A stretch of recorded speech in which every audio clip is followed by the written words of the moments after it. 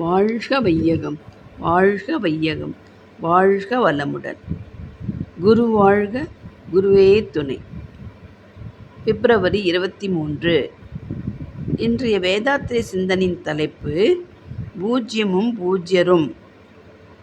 பூஜ்யம் முழு எண் ஒன்று இருக்குமானால் அது பூஜ்யம் என்று பூஜ்யம் ஒன்றுதான். ஏனென்றால் மற்ற எண்ணெல்லாம் ஒரு பக்கம் ஆரம்பிக்கும், ஒரு பக்கம் முடியும். உருவும் மாணலாக இருக்கும். ஒன்று என்ற எண்ணை எடுத்து கொண்டீர்களானால் அதற்கு மேல் முனை, கீழ்முனை என்று இரண்டு இருக்கின்றன. இரண்டு என்ற எண்ணை எடுத்து கொண்டீர்களானால் முன்முனை இருக்கிறது, பின்முனை இருக்கிறது. மற்ற எண்கள் இந்த பக்கம் அந்த பக்கம் வளைகின்றன. 3, 4, 5, 6, 7, 8, 9 என்று எல்லா எண்களும் மாணலாக இருக்கின்றன. ஆனால் பூஜ்யத்தை எடுத்து பாருங்கள். 0 அது எங்கே தொடங்குகிறதோ அங்கே போய்த்தான் முடிகிறது. பூஜ்யம்தான் முழுமையான எண். மற்ற எண்களுக்கு மதிப்பு வைத்திருக்கிறோம். பூஜ்யத்திற்கு மதிப்பு ஒன்றுமில்லை என நினைக்கிறோம். ஆனால் அதுவா ஒன்றுமில்லை? 1 என்ற எண்ணை எடுத்துக்கொள்ளுங்கள். பூஜ்யத்திற்கு பின்னால் அது 1ஐ வையுங்கள். இப்போது அதன் மதிப்பு 10.